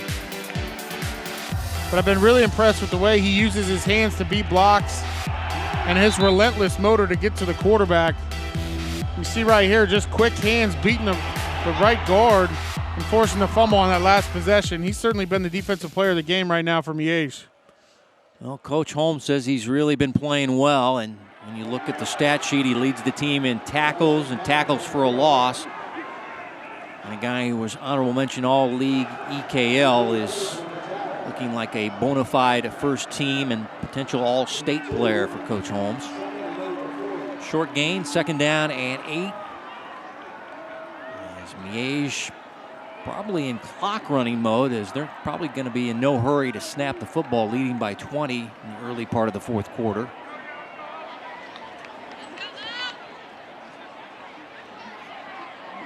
We got that bunch wide receiver set. And now a little razzle-dazzle as they give it off to Daniel Jackson. And he spins off a tackle, still on his feet. Breaking tackles has been his business tonight as he's inside the 20 down near the 15-yard line. Rockhurst having a hard time tackling number 3, Daniel Jackson for Bishop Miege. Well, Daniel Jackson's 6 foot tall, which isn't short, but he is slippery and he's broken tackles all night long. And he's dangerous. You got to wrap him up. You can't just put a shoulder into him because he's going to spin off of you. And a great individual effort on the reverse to get the first down. Yeah, a little razzle-dazzle reverse. 26 yards later, they're in the red zone and looking to score again as we'll get a timeout on the field, and this one going to be called by Bishop Miege.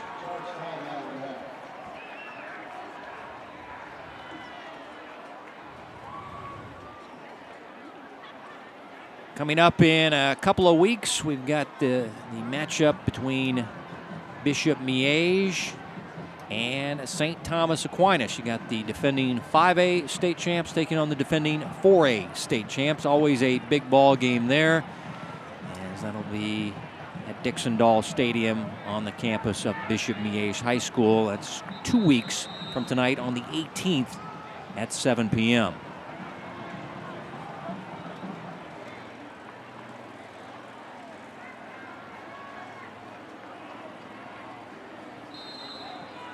from the 16-yard line, 1st and 10 after the Bishop Miege timeout. Cobbins for maybe one. Tackled on the play by Pascuzzi. Well, Bishop Miege should be content here. They like to run some tempo offensively when they get in a rhythm. Try to pounce and be aggressive, but up 27-7 here with just over 9 minutes to go in the fourth quarter. We're happy to use every single ounce of the play clock.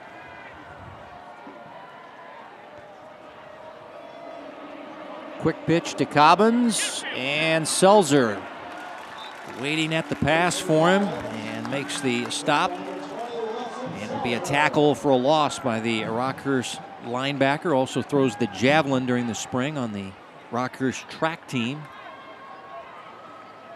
Seeing him play some running back tonight. One of their leading tacklers last week in the loss at Blue Valley.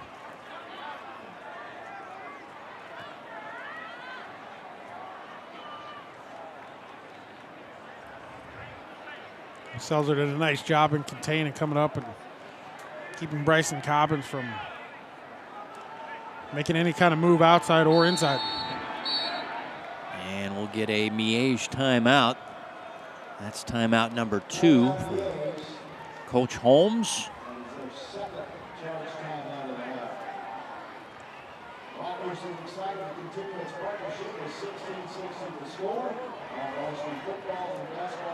His team in charge, but it didn't look good early. They were down 7-0. They were going 3 and out on several occasions, but once they got that ground game going, got Bryson Cobbins unhinged, and they hit a couple of big plays to Jackson.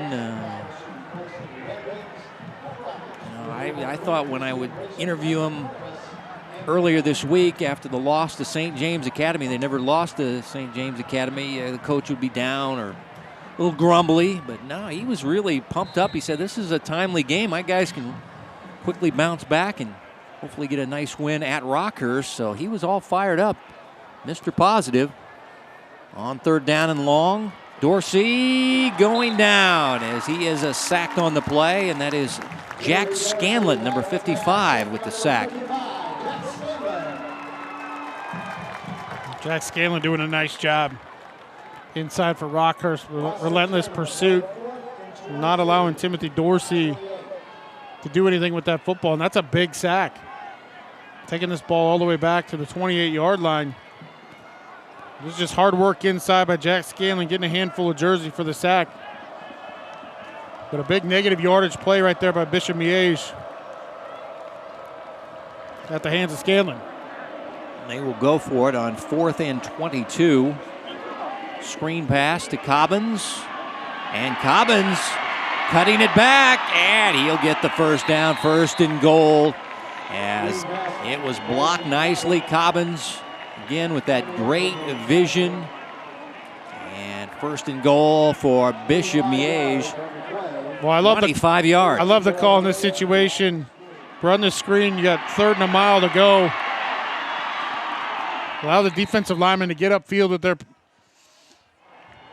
through the offensive line, run the screen, and let Cobbins do the work in the open field for the 1st down. Good block down the field by Jamari Cross. One of the guards for the Stags. Quick pitch it out to Cobbins.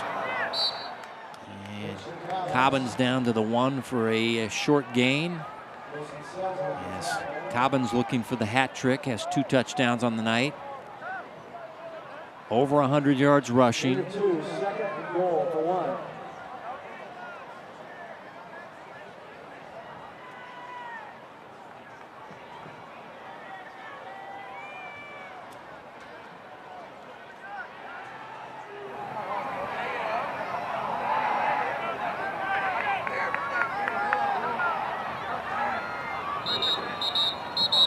Whistles before the snap. Timeout Rockhurst. That's the Hawkins Now first Rockhurst timeout of the half. will take the timeout. Final season for Coach Tony Severino. He announced it before their first practice. Said he shed some tears announcing it. said he wanted to wait till the end of the year to make the announcement. But the school said, no, let's give you a year-long celebration during the year. And he said fans and coaches and former players. And, I mean, this guy, he can't go anywhere in Kansas City without somebody recognizing him. I mean, he said he was on a vacation in Cincinnati with his wife, and somebody came up and recognized him. His wife said, see, you can't go anywhere. So former Rockhurst student saw him in Cincinnati, Ohio. Well, was the all-time winningest coach in the Kansas City area on either side of the state line. I met him in 2002 or 2003 when I came here to play for the Kansas City Chiefs. He's just a great man and a great football coach. Dorsey buying time, and he gets it to Cobbins, but he's not going to get inside the 1-yard line. A 3rd down and goal. Dorsey, tough man to sack on this play. Tough man to sack and just tries to keep this alive, gets this to Cobbins on the outside, and Rockhurst does a nice job of keeping him out of the end zone.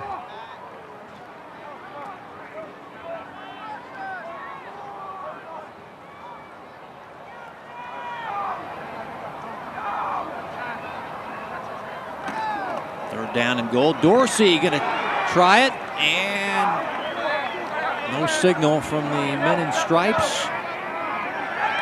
Yes, it is a touchdown. Timothy Dorsey with a 1-yard rushing touchdown.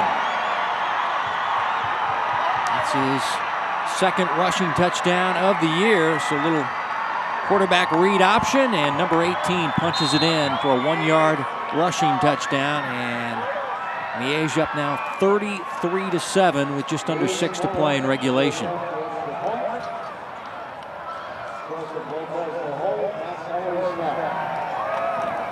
Extra point is good by Miege. 34-7. Bishop Miege dominating Rockhurst on the road. Well, just a nice job on the quarterback follow, as you mentioned, the read. A little bit of daylight there for Dorsey to stick his nose into the end zone. There's the Hy-Vee scoring drive, 9 plays, 42 yards. The important thing is they ran 6:24 off the clock. And Dorsey able to have a nice screen pass on setting up a 1st and goal situation, and then punched it in on a short touchdown run.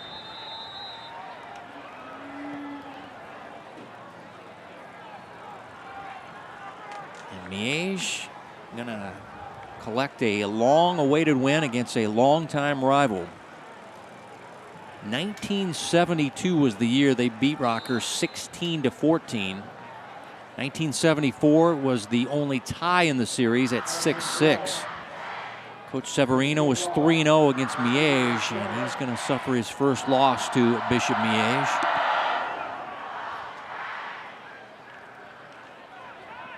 Here's the return by Rockhurst and Max Williams. He's done a good job tonight. And he's going to get a good return across the 30-yard line. And it was great talking to Coach Severino this week. I said, when's the next time you're going to coach? I know you're going to retire from high school football coaching. He said, I'm going to coach as an assistant basketball coach with my son Jeff for my granddaughter's girls basketball team, Caitlin. He said, I'm going to coach that squad as an assistant girls basketball coach. He has 10 grandchildren. 6 of the 10 are girls. So something tells me that basketball team's going to be pretty good. Yeah, I have a feeling it's going to be pretty good. He's still going to be around Rockhurst. He's not teaching right now. He's catch by Ryan. He's not teaching, but he said he's going to continue to be a liaison. He's still going to watch the games with his wife, Marilyn, most Friday nights from the Hawklett Center in his office, he said. But he's going to do some traveling, spend some time with his 10 grandkids. Just celebrated his 50th wedding anniversary with his wife Marilyn this past summer. Son Brandon is helping coach football this fall as This pass is a screen pass off the hand, incomplete, of Max Williams. So what are you going to miss the most? 50 years, Coach. You started in 1970 at John F. Kennedy High School in Cleveland as a 22-year-old. He said, well, missed the coaches and just seeing the kids grow, the kids develop as players. You know, you see them such at a young age and developing. And Coach still smiling there. Tell you what, all the media in Kansas City's here. Tell you what, he's one of the few guys that surpasses the Kansas City Chiefs in media coverage. Gets the big names from 41. Karen Kornacki's here as well. And he's been influential in a lot of young men's lives over the 50 years he's been a head coach. He's done it the right way. As I mentioned before, I met him here in 2002 or 2003. And I've had contact with him over the years, but just a tremendous football coach and an even better man.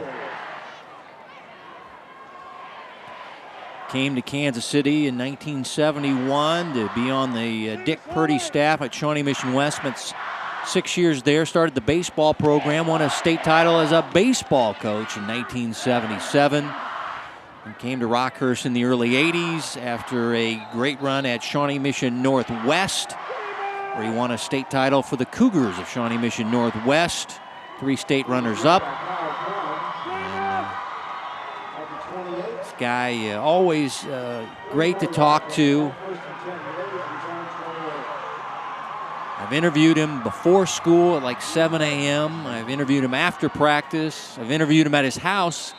Remember, he's walking around with a bad Achilles. He got an injury as a player hit him on the sidelines and broke his leg and had to go to his house to interview him. And, football coaches are a different breed, really. I mean, he tore his Achilles. He's out here, needs surgery. Told the doctors, I don't want to put a boot on it. I'll walk around as it is. We'll get this done at the end of the year.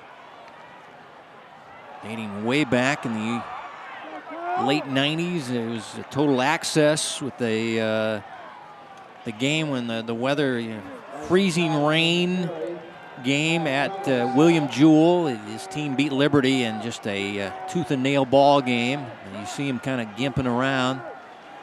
He's going to have surgery after the season.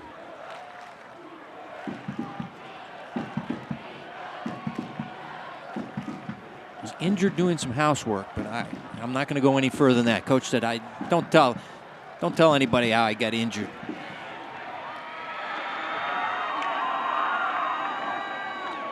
This running play, not much doing. But Coach says a couple of his coaches are going to retire as well. He would not divulge those as well. And as far as the coaching search, it's in the hands of other people. They have a search committee that's doing it, but if somebody wants to run a coach by him and he can offer an opinion on him, he will give that opinion. And if you're looking for a new coach at Rockhurst, you might have to wait till around Christmas time. That's when the coach said. He said maybe earlier, but he said could be around Christmas for the new Rockhurst head man and what facilities they have here. And this is a very coveted job. And I don't know if a day goes by that somebody doesn't ask me who's going to be the new Rockhurst head coach. Just fans, people just want to know. People, trust me, folks, I have no idea. And only that search committee knows who's going to be the new Rockhurst football coach. So quit asking me. I can only give you rumors, and those are long shots. I don't have any, I'm not Adam Schefter or Ian Rappaport. Let's put it that way. Not an insider. And this is Cobbins trying to go to the outside, and he'll turn the corner, and he'll have the 4th down conversion for the first down.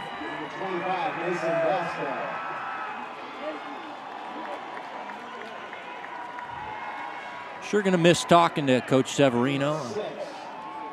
Tell you what, you go into his office, this is a little inside information. This guy has the neatest, cleanest office of any coach. He's the most organized guy you ever seen. Tell you what, I think he does a cleanup after I leave the office. You know, just after I mess it up, sitting there talking to him. And this is Josh Conklin, who's checked into the ball game. Now, he has ties to the Miege basketball coach. He is the nephew of Rick Zeke. And if you think the football program's good, well, the basketball program really good at Miege as well under Coach Zeke.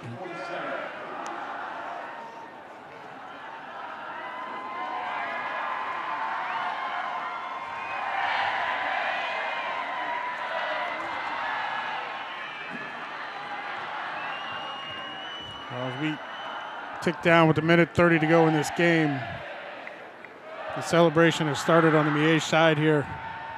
Yeah, on the visiting sidelines, the red out is having a celebration as Coach Holmes will go to 4-1 on the year.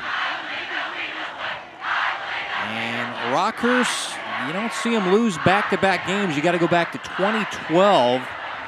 So that's about 7 years ago that they lost to Bentonville, Arkansas, and then, which is an elite program down in Arkansas, and then they played Blue Springs and lost back-to-back games. So it's been a while since the Hawklets have lost back-to-back games. They're going to drop to 3-3, and 4-1 the record for the Miege Stags. And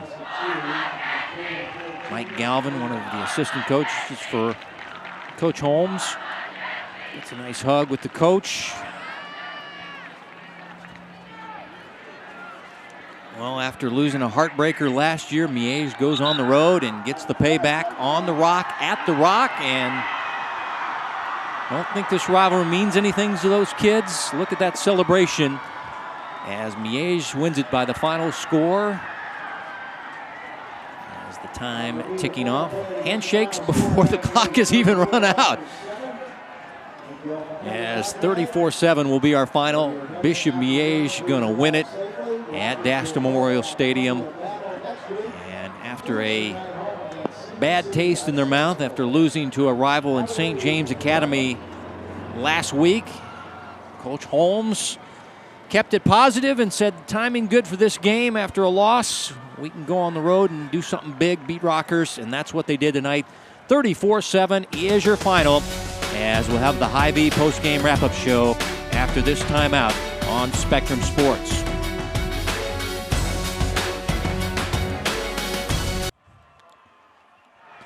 Well, Miege celebrating a road win at Rockhurst, and once again, the last time they beat Rockhurst, 1972. Now, they didn't play for a long time.